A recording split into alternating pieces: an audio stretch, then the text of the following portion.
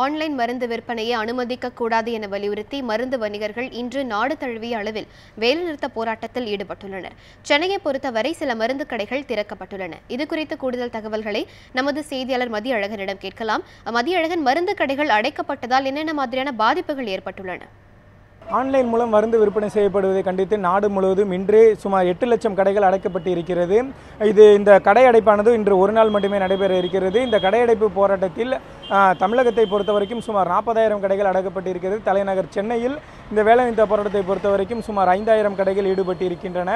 நாம் காலையிலிருந்து பார்த்த வரைக்கும் சில கடைகள் திறந்திருப்பதை நம்மளால் பார்க்க முடிகிறது. இந்த கடை அடைப்பிற்கு மருந்து வியாபாரிகள் சொல்லும் முக்கியமான காரணம் என்னவென்றால், ஆன்லைன் மூலம் மருந்து விற்பனை செய்வதால் அதாவது போதை மருந்து போன்ற மருந்து விற்பனைகள் அதிகரிக்கும். அது மட்டும் இல்லாமல் இந்த மருந்து சாப்பிடுவதால் ஒவ்வாமை போன்ற பிரச்சனைகள் ஏற்படும் பொழுது அந்த மருந்து விற்பனையை திரும்ப அளிக்க முடியாது. இதன் மூலம் வீரியம் அதிகமான மருந்துகள் அதிக அளவில் விற்பனை செய்யப்பட வாய்ப்பு இருக்கிறது போன்ற கோரிக்கைகளை முன்வைத்து அவர்கள் இன்று ஒரு நாள் அடையாள வேலை நிறுத்தத்தில் ஈடுபட்டிருக்கிறார். இந்த வேலை நிறுத்தத்தை பொறுத்த வரைக்கும் பாண்டிச்சேரி அரசு இந்த ஒரு நாள் அடையாள வேலை நிறுத்தத்திற்கு தடை விதித்திருக்கிறது. அதனால் அங்கு கடைகள் அனைத்தும் திறந்திருக்க வேண்டும் என பாண்டிச்சேரி அரசு தெரிவித்திருக்கிறது.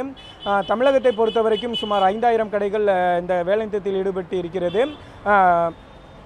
மன்னிக்கவும், 40,000 கடைகள் வேலை நிறுத்தத்தில் ஈடுபட்டிருக்கு. இதனால் ஒரு நாளைக்கு சுமார் 60 கோடி மதிப்பிலான மருந்து விற்பனை பாதிக்கப்படும் என தெரிவிக்கப்பட்டிருக்கிறது.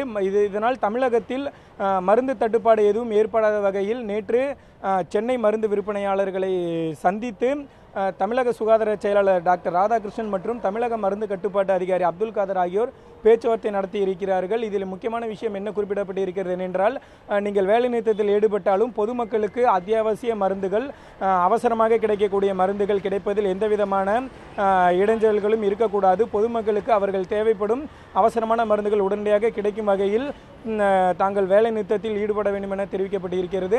இதன் காரணமாக சென்னையை பொறுத்த வரைக்கும் சுமார் 200 கடைகள் திறந்திருக்கும் என சென்னை மருந்து விற்பனையாளர் சங்கம் தெரிவித்திருக்கிறது. அது மட்டுமில்லாமல் அவசர நிலையை கருதி மருத்துவமனையில் இருக்கக்கூடிய மருந்து கடைகள் அனைத்தும் திறந்திருக்கும் என தெரிவிக்கப்பட்டிருக்கிறது. ஏனென்றால் பொதுமக்கள் தங்களுக்கு உரிய அவசரத்துக்கு தேவையான மருந்துகளை வாங்கும் வகையில் இந்த செயல்பாடு இருக்கும் என தெரிவிக்கப்பட்டிருக்கிறது. மேலும் மருந்து விற்பனையாளர்கள் சங்கத்தில் உள்ள எண்களும் தமிழக மருந்து கட்டுப்பாட்டு துறைக்கு கொடுக்கப்பட்டிருக்கு. ஏனென்றால் எதுவும் அவசர தேவை கருதி மருந்து எதுவும் தேவைப்பட்டால் தங்களை தொடர்பு கொள்ளலாம், தாங்கள் மருந்து விற்பனை செய்ய தயாராக இருப்பதாகவே தெரிவிக்கப்பட்டிருக்கிறது. ஒட்டுமொத்தமாக பார்த்தால் இந்த தமிழகத்தை பொறுத்த வரைக்கும் இந்த மருந்து கடைகள் மூடியதால் பெரிய அளவு பாதிப்பு எதுவும் ஏற்பட்டதாக இதுவரை தகவல்கள் இல்லை. அனிதா. மதியழகன், உங்கள் தகவல்களுக்கு நன்றி.